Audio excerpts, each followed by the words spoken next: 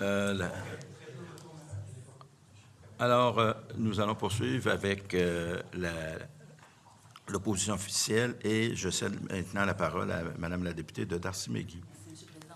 Justement, lors des crédits provisoires, je vous avais demandé de déposer 2 documents, celui qui démontrait que vous avez sorti 1000 personnes de l'itinérance l'année passée et la liste des projets acceptés et refusés dans le cadre, dans le cadre du 50 millions de dollars que vous avez reçu du fédéral.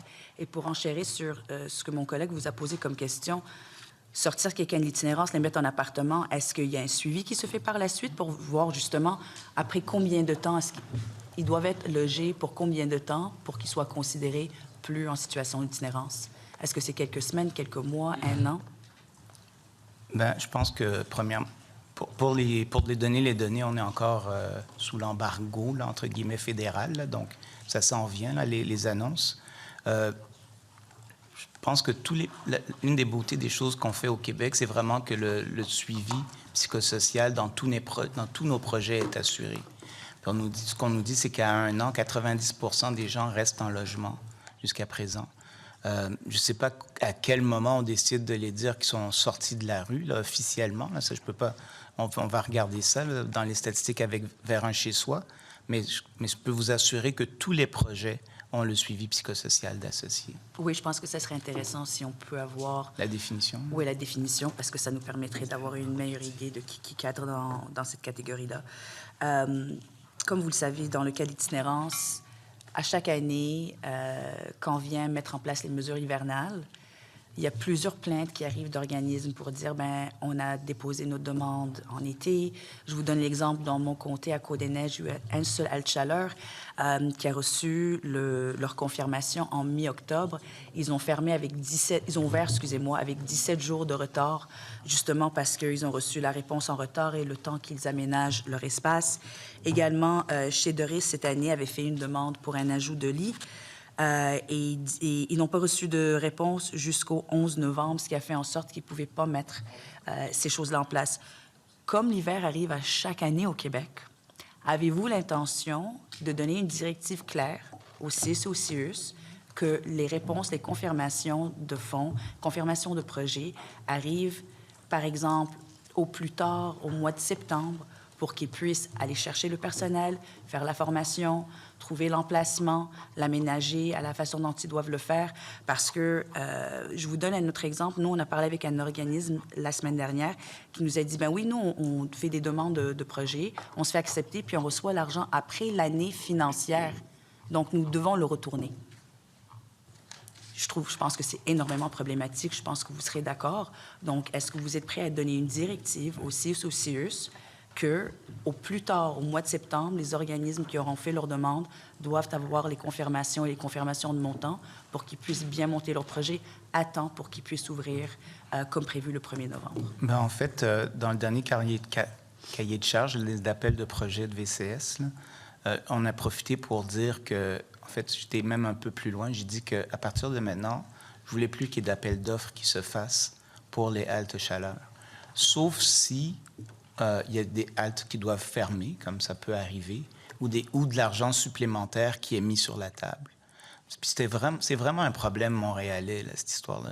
Il n'y a pas d'autres régions où ce problème survient. Pourtant, l'hiver est pareil partout, là.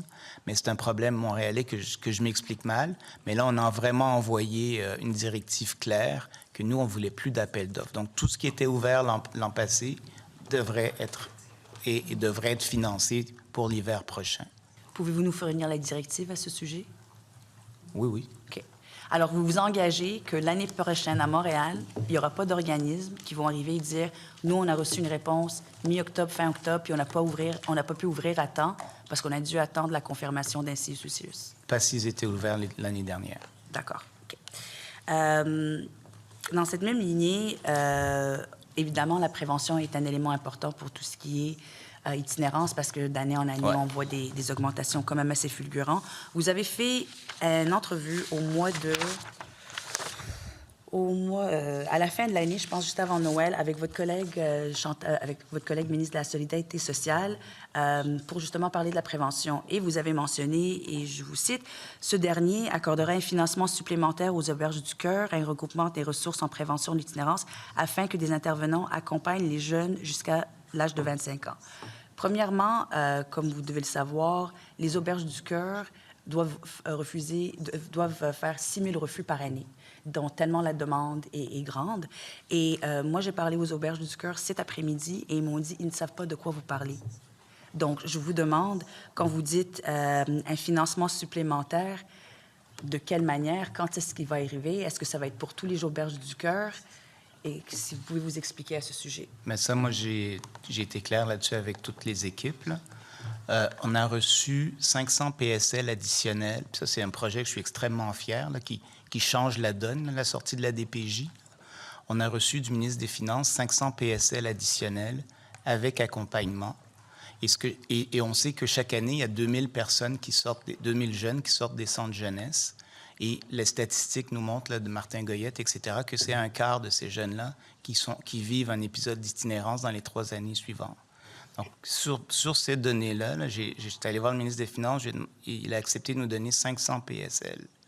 Et ces PSL-là, ils vont jusqu'à présent, une grosse partie du suivi post-hébergement des PJ était prise en charge par nos intervenants PQJ, là, Programme Qualification Jeunesse. Là, j'ai demandé qu'on crée des tables régionales.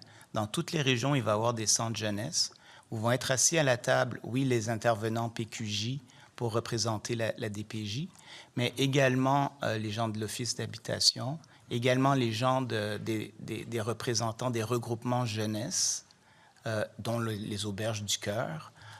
Les municipalités sont au courant également. J'ai présenté le projet à l'Union des municipalités. Et le suivi psychosocial qui vient avec le PSL, on s'attend que ce soit fait par les organismes communautaires qui vont accompagner ces jeunes-là. Donc, c'est ce financement additionnel-là qui, auparavant, n'allait pas aux auberges jeunesse, va leur être... c'est eux qui vont prendre en charge ce suivi psychosocial post-sortie de centre jeunesse, si, évidemment, ils s'occupent d'héberger les jeunes.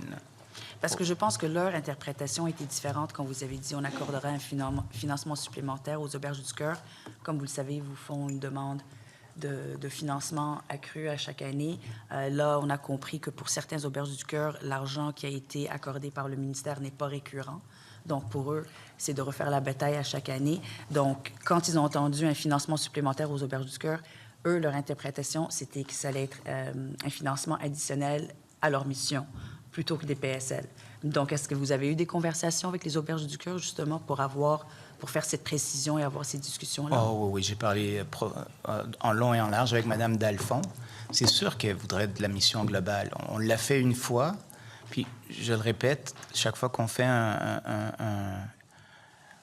quelque chose de dirigé à la mission globale pour un sous-groupe d'organismes communautaires, bien, il y en a 4000 qui m'appellent le lendemain pour dire que j'aurais pas dû faire ça, là. Fait que des fois, on fait des choix qui sont difficiles et importants par rapport au programme qu'on met sur pied. Mais ce que je leur explique, c'est qu'avec les ententes spécifiques, quand la reddition de comptes se fait régulièrement et de façon adéquate, le programme du PSOC permet que ces argents-là soient transférés après 3 ou 4 ans de l'entente spécifique vers la mission globale. Puis ça encore, il y a beaucoup d'endroits qui le font de façon qui le font régulièrement et très bien, d'autres un peu moins, mais ça, on travaille là-dessus. Et comme je vous dis, je pense que c'est la meilleure façon de fonctionner avec un programme comme celui-là. Parce que justement, dans le cadre de la prévention, plutôt que de devoir... Est-ce que ça serait pas plus utile? C'est moins cher, c'est plus cher de sortir une personne d'une situation d'itinérance plutôt que les prévenir d'arriver dans cette situation-là. Les Auberges du Cœur, avec 6 000 refus par année, clairement, la demande a augmenté au cours des années et continue d'augmenter en année en année. Si on parle vraiment de la prévention, l'argent que vous pourriez investir auprès des Auberges du Cœur, ça serait des économies à long terme pour tous ces jeunes-là qui ne se retrouveront pas en situation d'itinérance. Donc, il faut faire le calcul à un moment donné. C'est comme on dit en prévention, pour chaque dollar en santé investi, c'est 6 dollars qui sont économisés à long terme.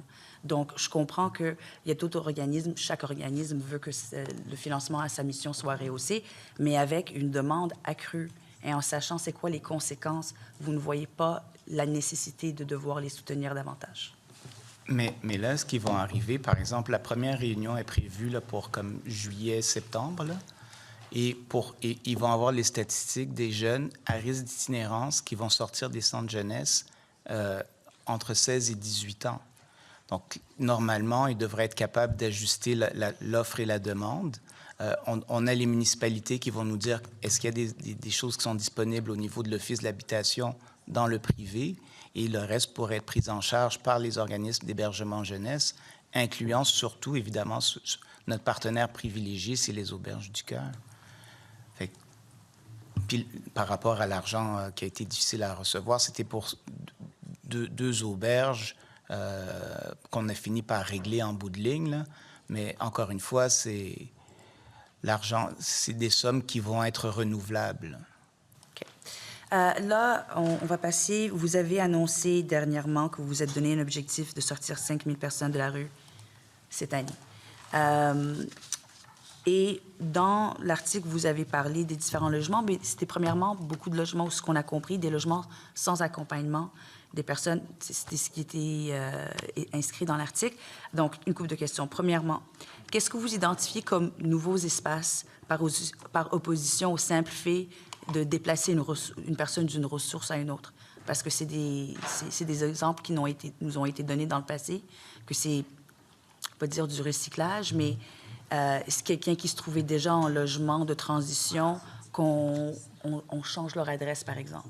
Donc, dans le 5 000 que vous visez, combien seront un simple déplacement d'une ressource à une autre? OK. Mais quelqu'un qui est dans un... C'est sûr que quand on ouvre des logements de transition, on fait d'une pierre deux coups, là, parce qu'on sort quelqu'un de la rue, mais ça, c'est pas compté, qui va dans un refuge, et on met quelqu'un dans un logement de transition. Donc, ça, c'est une chose. Parce que ce qu'on se dit, c'est que si en 23-24, on a eu 3 144 personnes, plus 900 des Laurentides de la Naudière qui ne sont pas inclus parce qu'ils ne rentraient pas dans la mesure VCS qui nous permet de calculer le nombre, on pense vraiment que c'est atteignable d'aller à 5 000. Et ce n'est pas des déplacements, c'est vraiment des gens qui rentrent en logement. Mais effectivement, ça peut inclure le logement de transition et le logement supervisé. Les deux sont inclus dans nos chiffres. Mais vous faisiez quand même la distinction entre quelqu'un que vous sortez de la rue, disons, en logement pour la première fois. Ou du refuge. C'est ça, du refuge pour la première fois, tandis que quelqu'un, c'est un déménagement dans un logement de transition similaire, par exemple. Mais la personne qui va du logement de transition au logement supervisé, ça, non. Ça, c'est pas comptabilisé deuxième fois. Là. OK. Et parmi les 5 000, combien d'entre eux est-ce que vous voyez qui seront avec accompagnement, justement? Tous. Ils sont tous accompagnés. Okay. Sincèrement, là, soit dans des ressources qu'on construit avec l'habitation, soit dans des ressources privées où les organismes communautaires sont partenaires, soit le programme Bienvenue, là, que vous connaissez bien à Montréal, ou dans d'autres programmes, ou encore avec des PSL, mais toujours avec accompagnement. Okay. C'est vraiment la beauté de ce qu'on a bâti au Québec, là, c'est que tout le monde est accompagné. Quand vous allez parler aux journalistes la prochaine fois, juste peut-être le préciser, parce que c'était pas du tout ce qui était indiqué. Okay. C'était le contraire. C'était des gens qui n'avaient pas d'enjeu de toxicomanie ni de santé mentale. Donc, c'était ça aussi la crainte du milieu. Ben, allez-y, si vous voulez ajouter quelque chose. Mais ça, c'est un autre niveau d'accompagnement. Donc, c'est ça, quand vous dites ils auront tous de l'accompagnement, quelle est votre définition d'accompagnement? C'est l'accompagnement d'un organisme communautaire et d'un intervenant communautaire. OK. Et ils vont être présents en tout temps? Quel va être leur niveau de présence? Alors, le ratio qu'on attribue, ça c'est clair aussi, c'est une personne pour 10 dans le logement de transition, un intervenant pour 10 personnes, puis un intervenant pour 20 personnes dans le logement supervisé. Et là, vous voulez élaborer sur l'accompagnement pour des personnes avec des enjeux de toxicomanie ou de santé mentale? Santé mentale, oui. Fait que santé mentale, on l'a mis en place l'an dernier, dans la dernière année. Et c'est vraiment ça inclut 2 blocs. Un bloc où ils ont une place dans un refuge avec 8 à 12 semaines de services psychiatres, infirmières, santé mentale, etc. Et par la suite, là, ils ont un accompagnement en logement par soit un organisme spécialisé comme Diogène, qui est spécialisé dans les équipes d'accompagnement santé mentale, ou à Québec, c'est vraiment les équipes de proximité qui font ça, un peu en compagnie de, comment s'appelle son organisme? La Clé. La Clé, qui fait ça également. Mais ça, c'est encore sur une période d'1 an et plus. Donc, il y a l'accompagnement en refuge, puis il y a l'accompagnement en logement par la suite. Puis là, on devrait arriver dans très peu de temps avec un projet pilote pour la toxicomanie qui ressemble également